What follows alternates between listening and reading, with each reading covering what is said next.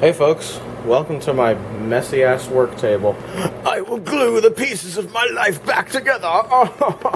Today, we're taking a look at a laptop I was given for free a number of weeks ago that I've only gotten around to really making a video of now.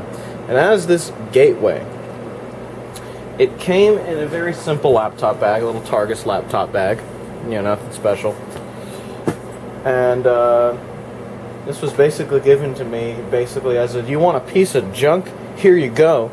And usually when people say that, it's a free laptop. Why not? It's something to mess around with, right?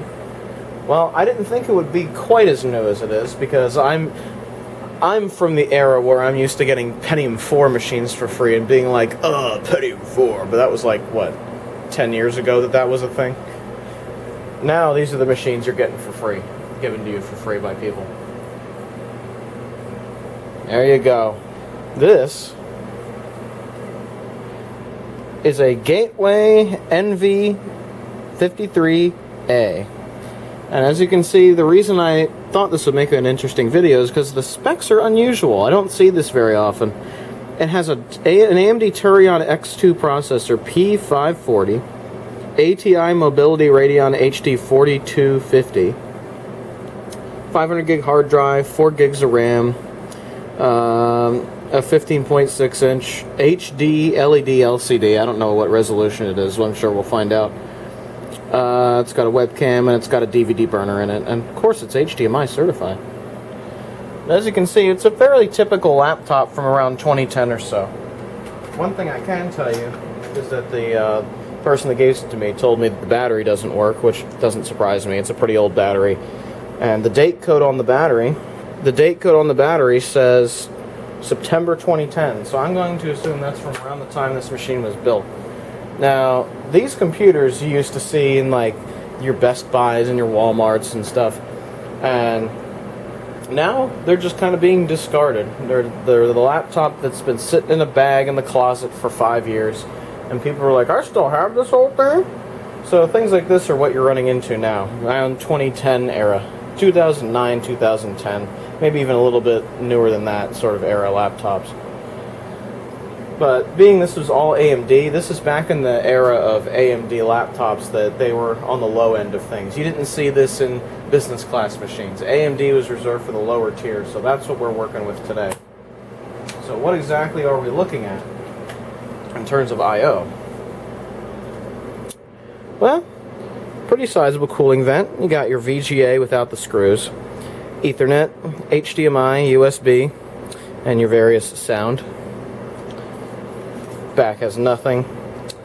Of course, the side has 2 more USB ports, and then there's the DVD burner. So it's a pretty typical layout for the time.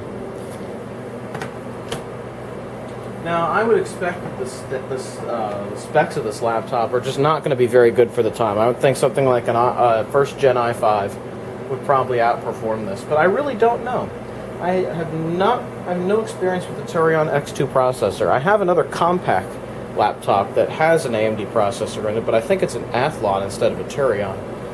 So this might be an older generation chip than what is in that compact laptop. I think I have a video of that up on the channel. I forget if I do. If I don't, I'll make a video of it.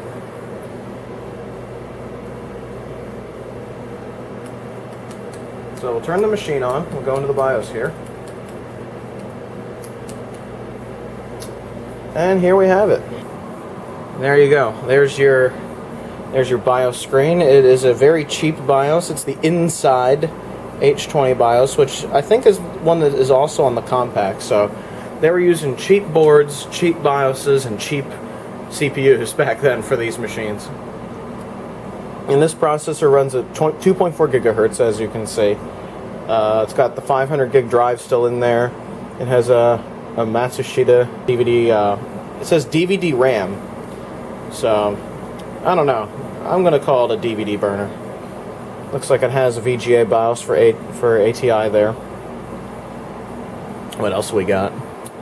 4 gigs of RAM is installed. 256 megs of video RAM, which is...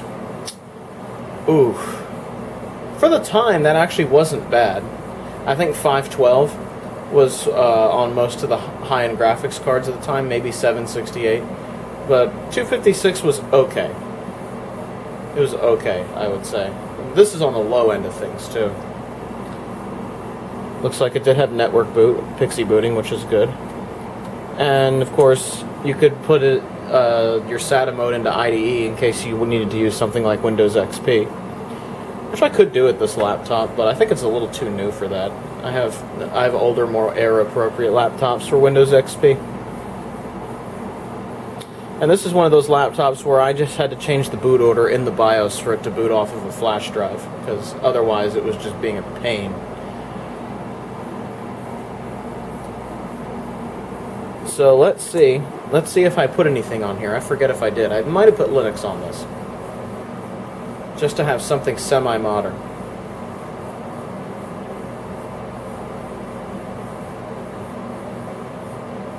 Yes, I did put something on here. Okay, finally we're booting into the desktop. I put Manjaro on here, as you can see, as that's my Linux distro of choice these days.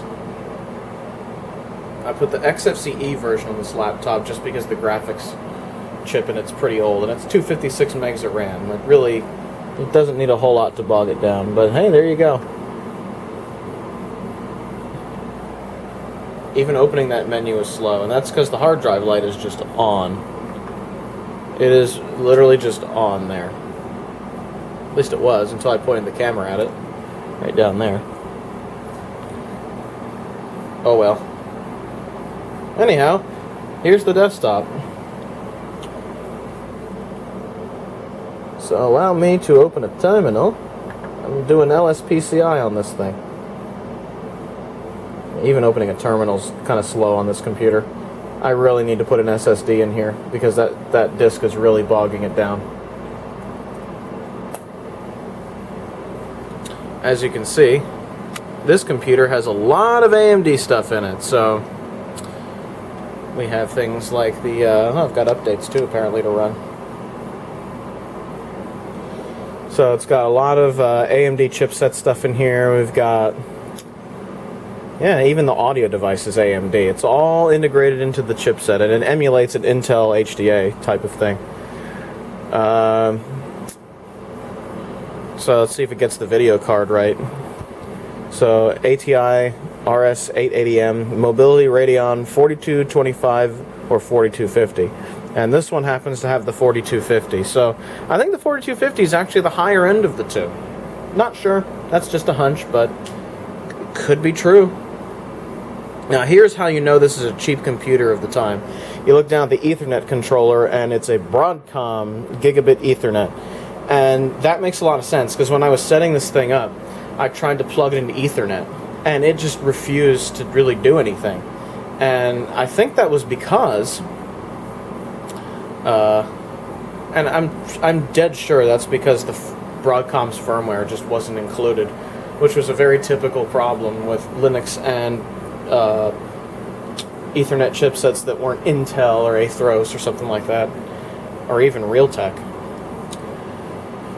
Now, luckily, as you can see, the wireless chipset here is an Atheros chipset, and Atheros is very well supported on Linux, so I had no trouble connecting to that, to the Wi-Fi in my place to set things up.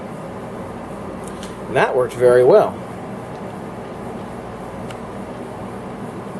Now the question is, can this computer still function on its original parts, which is 4 gigs of RAM, 500 gig drive, and this Turion? Can it actually function well enough? Well, why don't we take a look on this laptop at the Turion's benchmarks online. Let's check it out. Alright, here we are. So, it's a 35-watt chip. 2 cores, 2 threads. It's a socketed chip. Interesting. So it could be upgraded, but probably not very far. Now here's a look at the Turion compared with other chips. As you can see, it's not a good situation to be in. So a Celeron dual-cores T3500 performs nearly the same as one of these. Microsoft's ARM SQ1 performs much better. It's a bit of a situation there. It's looking like it's aging pretty badly. Its single thread rating is 843. So here's a bunch of them that it's compared against. So it's better than a Pentium P6200. You can see all these Core 2 Duo era chips basically perform in the same sort of range as this chip does. So it makes it really obvious that this was on the low end at the time. Funny thing that you're seeing here is that this Pentium chip performs slightly worse. AMD's own chip performs slightly better, but then Intel's earlier Core 2 Duos perform slightly worse. But then some of the newer the newer Core 2 Duos run much better. So it's almost a game of leapfrog here in terms of CPU performance.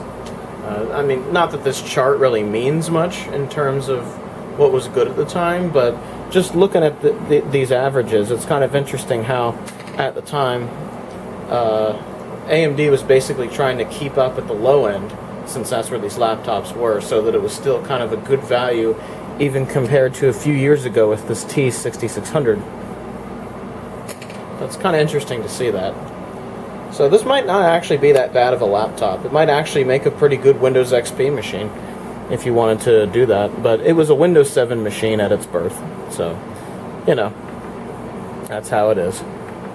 Looks like I got updates to run. Oh boy, yeah, I have a lot of updates to run actually, so might as well run those.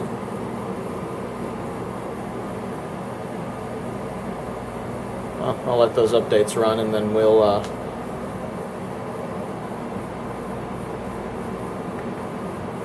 I'll let these updates run, and then I'm going to install a few games on here that were made for sort of lower end systems, and we'll give them a shot just to see if it's still viable for that.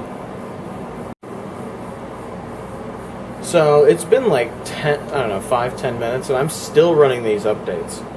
It is taking forever to install all of these, and it reminds me a lot of a ThinkPad I used to have that had an A-series APU in it, where the CPU performance was just so poor that it made Windows Update impossibly slow. And I can't decide whether that's the case with this machine, or the 500 gig hard drive is probably a 5400 RPM and it's just slowing the whole system down. I can't decide. I mean, we'll find out when we open the machine up and take a look at it. But yeah, I just wanted to make that note that boy does this thing take a while to do anything. And I'm pretty sure, I can't decide whether it's the chip or the hard drive, but I'm pretty convinced it's this 500 gig hard drive.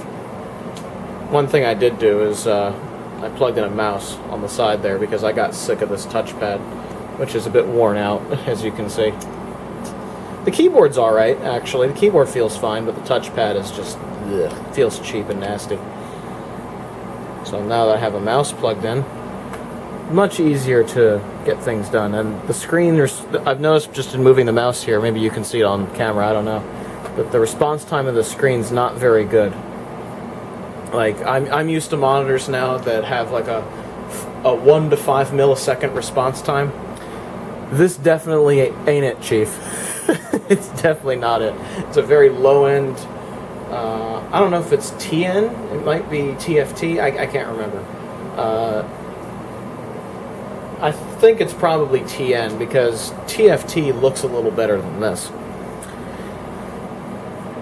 What is this thing even doing? There, now you can actually see what it's doing a little bit. In fact, while this is happening, let's take a look at the, dude, I'm losing my pointer because the screen is so ghosty. That's terrible.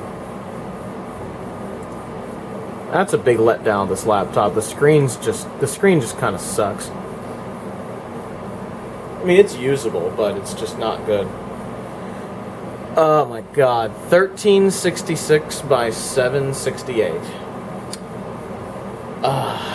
This is a resolution I am glad is dead. 2010 laptops is what this was on the low end. And up until like a year or two ago, we were still getting this on the low end of even business grade laptops. I'm glad this resolution is dead. Good riddance. But on a laptop this old, I can excuse it. It's not a big deal on this one. So, I can live with it on a computer like this. So I'm going to wait another 50 years for these updates to finish. Oh, it's only got one left there. Oh, I got to reboot the machine anyway. Oh, let's do it then.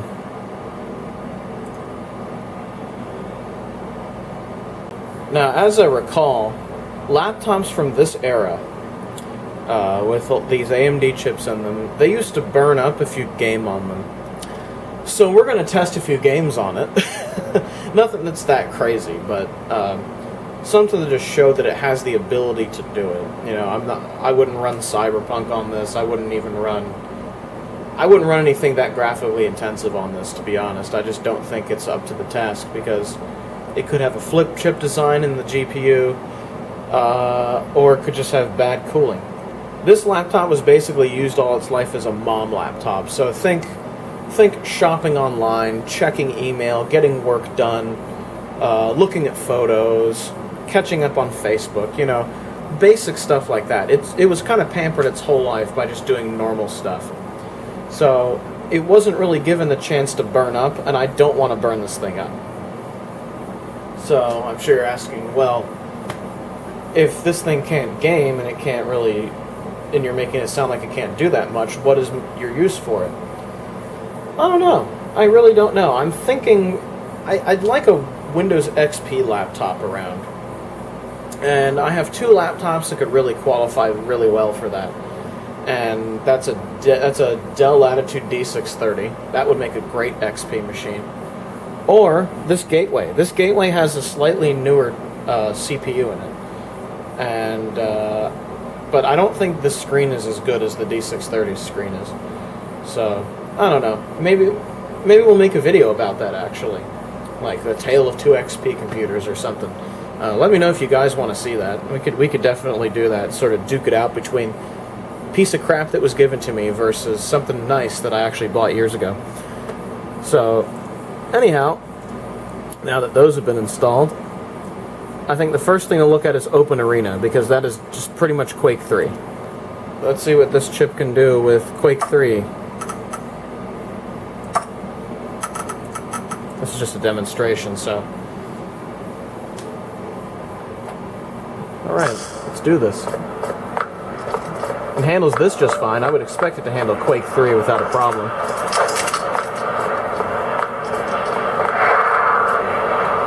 So it can game.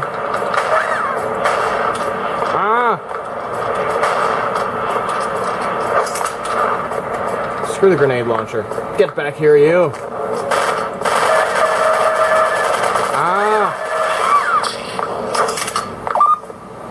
Yeah, so Quake 3 stuff works fine. So if you want to play older games on a system like this, it wouldn't be a problem. I wouldn't recommend it. I just wouldn't terribly recommend that, because it might be hard on the computer. I had the volume way up there, so it kind of distorted the speakers. Sorry if that came across bad on the video. Okay, let's try Minetest, which is a Minecraft clone that is made to run on lower spec systems. One of the issues Minecraft always had is that it ran on Java and it actually required a bit of horsepower to run it at first. This runs on, I think, C++? I forget. I think it's C++. And,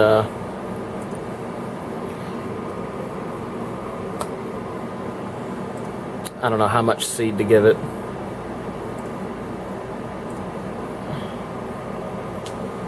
We'll have it generate the world and everything. It should run this without a problem, like at a decent frame rate too.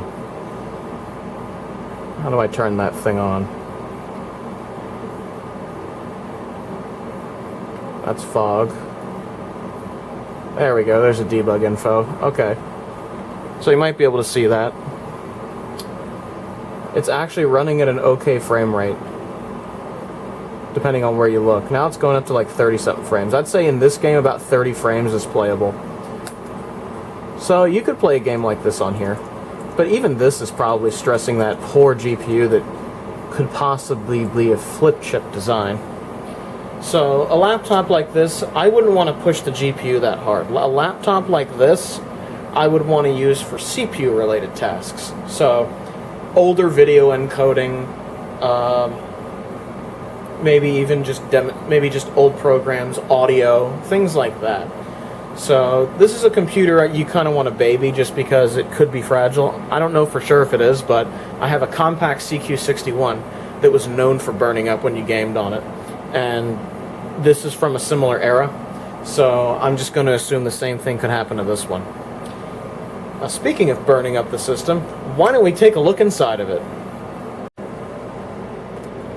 So the laptop runs, we have a dud of a battery, so it's basically just a desktop at this point, because I'm not putting any money into a computer like this, except for maybe a drive, and that's about it.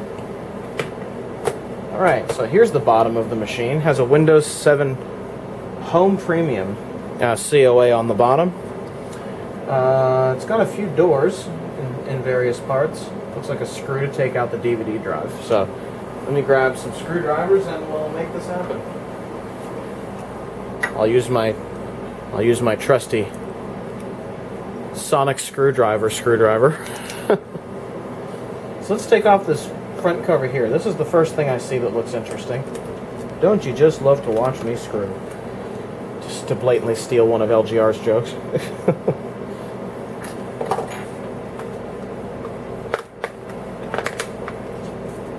Okay. Hey, look at that. Look at that.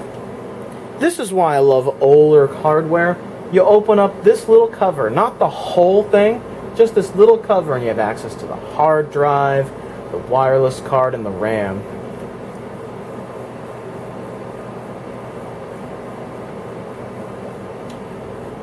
Who makes this RAM? It looks like Samsung memory to me.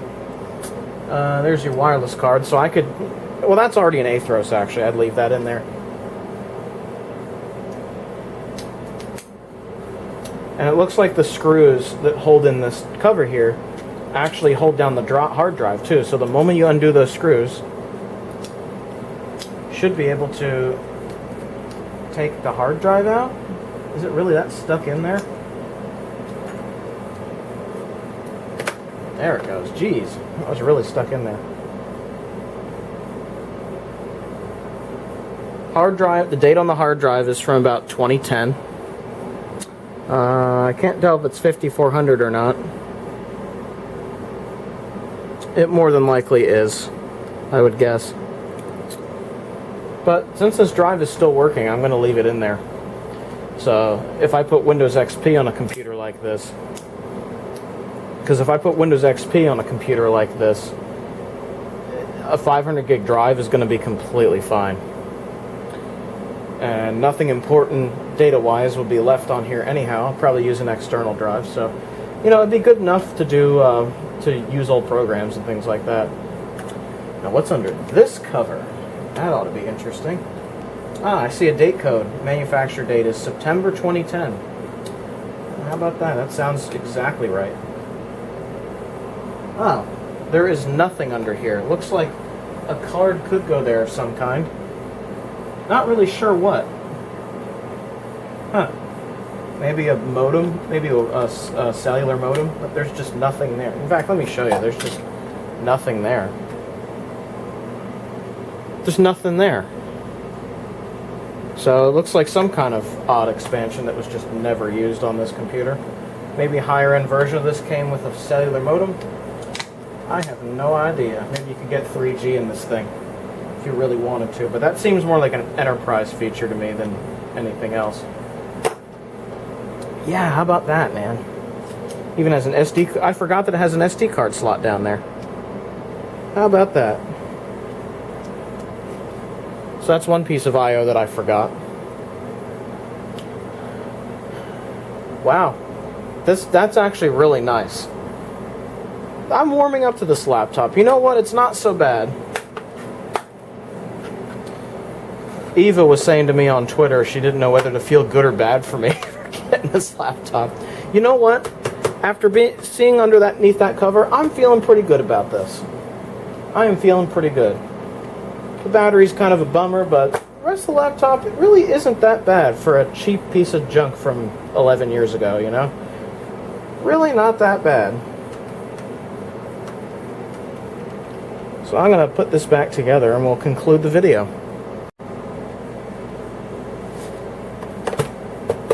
There you have it, man. Really not that bad for a cheap piece of junk from 11 years ago. I gotta say, this isn't not as bad of a laptop as I was expecting. So, good job, Gateway. You didn't do too bad with this one. It honestly is sort of the same cheap piece of junk that something like the compact CQ61 is. So, you know, honestly, not bad if you know how to baby a laptop like this. Would I buy it as my main laptop 11 years ago? Oh, God, no. God, no. I would want something a little better than this. But, honestly, for getting it for free, not bad. I think it'll make a fine computer for older software. I'm thinking I'm probably going to throw either Windows XP or maybe POS Ready 2009 or something on it. You know, something like that. So, maybe we'll make a video about that when the time comes, duking it out with the D630, like I was saying before. But, yeah, that's the acquisition of this Gateway. If you'd like to reach me on social media, those links are down below, and our Discord link is down below as well. And with that, have a good one, everybody. Ciao.